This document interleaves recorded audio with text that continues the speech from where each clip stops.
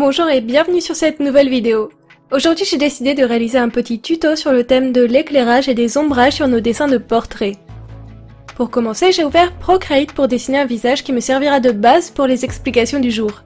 Comme je suis encore en plein aménagement et que je manque cruellement de temps pour faire une nouvelle création complète, j'ai décidé qu'aujourd'hui je reprendrai ma petite Lady Frankenstein.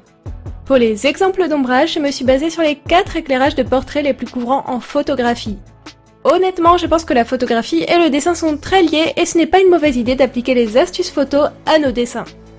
Une fois mon dessin terminé, je l'ai imprimé en 4 exemplaires pour pouvoir essayer les 4 modes d'éclairage. On commence avec le schéma split. Split signifie diviser et c'est effectivement l'idée de cet éclairage. Dans ce cas de figure, la lumière est censée venir se positionner sur un des côtés du visage, à hauteur de la tête de notre personnage. En positionnant de la sorte notre source de lumière, il va y avoir un côté du visage éclairé et l'autre complètement dans l'ombre. Pour ne pas vous surcharger d'informations, je n'ai utilisé que 2 feutres sur ma mise en couleur. Mais il est tout à fait possible de venir charger les contrastes avec plus de nuances. D'ailleurs, c'est quelque chose qui fonctionne bien avec le split. On aime cet éclairage pour son côté très fort et dramatique. En photo, la moitié non éclairée du visage est souvent complètement noire. Alors en fonction de l'effet que vous recherchez, il ne faut pas hésiter à foncer à fond vos ombrages. L'éclairage d'un portrait n'est pas à prendre à la légère, ça peut complètement changer le ton de votre dessin. Ça peut lui donner un aspect doux, dramatique ou pictural. Alors je ne saurais assez vous conseiller de travailler cet aspect de vos mises en couleur.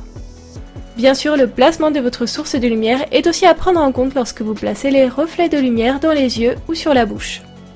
Pour faire un petit bilan, la caractéristique du schéma split, c'est qu'il plonge la moitié du visage dans l'ombre pour un effet plus dramatique. Le schéma d'éclairage suivant que je vous propose, c'est le loop. Cette fois, il se place plus à l'avant de notre personnage tout en restant tout de même orienté sur un des côtés du visage. Il faut imaginer que la lumière est placée au niveau du visage du personnage ou très légèrement au-dessus. La caractéristique principale de ce placement de lumière est de marquer l'un des côtés du nez avec une ombre. Je pense que c'est l'un des placements d'ombre que j'utilise le plus souvent dans mes dessins.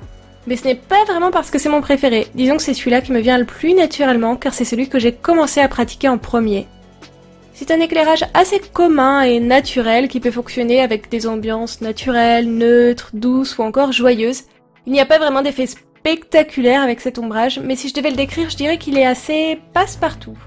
D'ailleurs, je me suis amusée à créer un petit effet de modelé sur la joue la plus à l'ombre. Je ne sais pas si vous voyez, mais il y a une petite zone de lumière qui est bien sûr optionnelle à côté de la commissure des lèvres.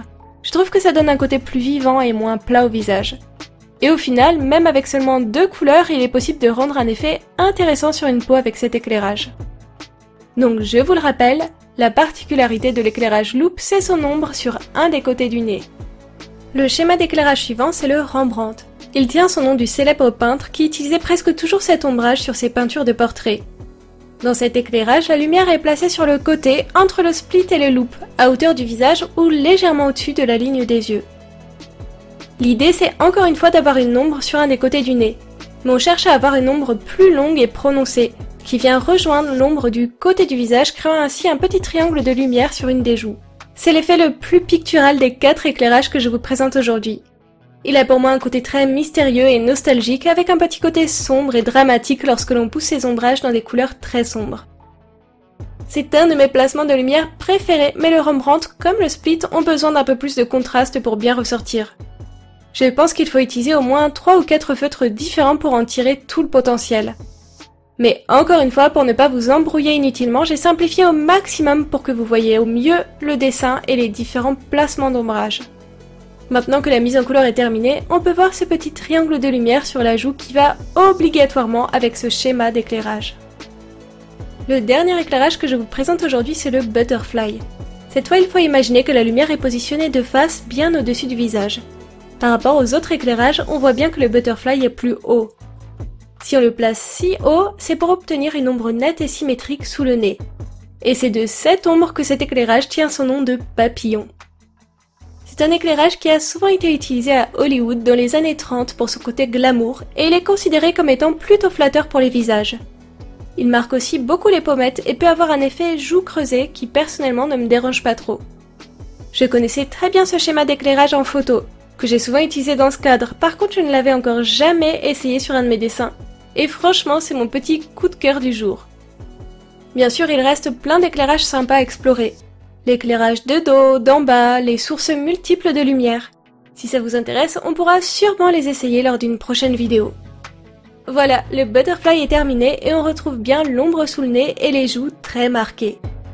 Maintenant que je vous ai montré ces 4 exemples d'éclairage, je serais curieuse de connaître quel est votre préféré. Dites-moi ça en commentaire et si vous voulez les tester, je vous ai mis mon fichier en lien sous ma vidéo. Et avant de nous quitter, j'ai reçu 2 courriers retardataires d'abonnés. Alors on va les lire ensemble, ça va prolonger le plaisir de la dernière vidéo. Pour le premier courrier, j'ai vu tout de suite qu'il y avait plein de dessins, mais je vais essayer de garder le suspense pour commencer par lire la lettre. Salut Eki, j'espère que tu recevras cette lettre à l'heure, mon timing n'était pas très bon. J'ai pas mal hésité à écrire parce qu'on est au milieu des vacances et que mon niveau de français régresse. Mais bon, au pire, ça sera marrant à lire. Je crois que ce que je regrette le plus dans toutes les mésaventures qui me sont arrivées pour produire tout ce que contient cette enveloppe, c'est la mort de mon Posca argenté qui n'a pas survécu au trajet de mes vacances. Faut dire que la canicule plus la voiture, c'était pas le meilleur plan. Son compagnon doré n'a pas survécu au voyage lui non plus. Le dessin de Kali n'a donc pas de détails argentés, j'en suis désolée. Il y a donc 4 dessins. Minuit que j'étais obligée de dessiner, j'adore ce chat. Kali, personnage que j'aime beaucoup, j'ai hâte de voir les autres élèves de la Dark Academy. Et Madame Frankenstein. Donc j'ai d'abord dessiné la première version, et puis quand j'ai vu dans ta vidéo de samedi que tu finissais le dessin de son nouveau design, je suis repartie chercher mes crayons pour la faire. Bref, j'espère que tu aimeras ces dessins tout autant que j'ai aimé les dessiner. J'ai hâte de savoir lequel est ton préféré. Ciao, Loulou. Alors, 4 dessins, je suis vraiment gâtée, je trouve ça fou le mal que vous vous êtes donné pour m'envoyer vos lettres. Ça me fait trop plaisir, et voilà donc tes dessins de Minuit, Kali et de Lady Frankenstein. Ils sont trop beaux, je les adore. Franchement, j'ai du mal à choisir mon favori, désolé Loulou. J'aime la nuit étoilée de Minuit, la combo de Kali et le duo des Lady Frankenstein est adorable. En fait, j'ai décidé que je n'allais pas choisir un préféré. Les 4 sont vraiment trop beaux. Merci Loulou. Le courrier suivant que j'ai reçu m'a scotché dès l'enveloppe. Je l'ai reçu le jour de mon déménagement et on a été plusieurs à découvrir l'enveloppe en même temps. On a tous adoré. En plus, le dessin est réalisé au crayon et je sais la patience qu'il faut avoir pour ce médium. Alors je suis ravie que le résultat est bien tenu malgré l'envoi et les manipulations de la poste. Pour le contenu, il y a encore une fois plein de choses dans l'enveloppe, mais je vais essayer de garder le suspense et de commencer par la lettre. Mais avant, je n'ai pas pu m'empêcher de remarquer qu'il y avait les nuanciers des couleurs utilisées à l'arrière des dessins. Je trouve ce détail super sympa. Cher Eki, voilà ma modeste contribution à ta vidéo, et accessoirement au bazar qui va régner chez toi juste après. Voici donc 2 dessins plastifiés. 3 si on compte celui de l'enveloppe. Le premier au crayon de couleur. J'ai manqué d'inspiration sur celui-ci, j'en suis désolée. Et en plus, le dégradé de fond est raté. Et le deuxième au Copic sur lequel je me suis lâchée. Je t'ai rajouté en prime quelques stickers qui seront en vente sur ma boutique que j'ouvrirai en août. Comme tu aimes les collectionner, je me suis dit que cela pouvait te plaire. Tu me feras un retour, j'espère. Je regarde très souvent tes vidéos, même les plus anciennes quand je dessine. J'espère donc que ta chaîne durera très longtemps et que ton contenu sera toujours aussi intéressant et beau. Je te fais donc un gros bisou et te charge d'une mission importante, faire un câlin en casse-pied. Si, c'est exactement ça qui est écrit sur la lettre. Signé Isdagel. PS, j'espère que tu arriveras à me relire, car j'ai conscience d'avoir une écriture un peu bizarre. Alors, je te rassure, j'arrive tout à fait à te lire. Et je commence avec les stickers. Vu le dos du papier jaune, je pense qu'on utilise la même marque de papier. Il y en a 4 et ce sont des illustrations complètes. C'est quelque chose que je ne fais jamais en sticker. En général, je ne fais pas de fond et pas de personnages semi-réalistes. Mais je trouve ça aussi très sympa d'avoir ce type de composition. Et tu vas sans doute moins souffrir que moi avec le découpage, ce qui est une bonne idée si tu veux les vendre. On passe au premier dessin, avec comme ce que je vous avais dit tout à l'heure, le nuancier au dos. On est donc sur le dessin au crayon de couleur. J'adore ce côté très bleu, c'est complètement de saison. Et quand je vois cet énorme fond tout en crayon, je ne peux qu'admirer ton courage. Il est super joli. Le dessin suivant, qui est donc celui au feutre à alcool, est adorable. J'adore beaucoup le design du corset, des boucles d'oreilles, c'est très féerique. Et je serais curieuse de savoir si tu avais une musique en tête en dessinant ce dessin. J'ai encore une fois été hyper gâtée. Je crois que je vais essayer d'intégrer certains de vos dessins dans le décor de mon nouveau bureau. Autant en profiter maintenant que j'ai une pièce rien qu'à moi. J'ai entendu dire qu'il restait peut-être une lettre très en retard qui essayait de rejoindre ma boîte aux lettres. Alors, peut-être qu'on aura une suite du courrier des lecteurs dans une prochaine vidéo. En attendant, je vous souhaite un bon week-end et j'attends vos retours en commentaire sur mon petit tuto. À bientôt!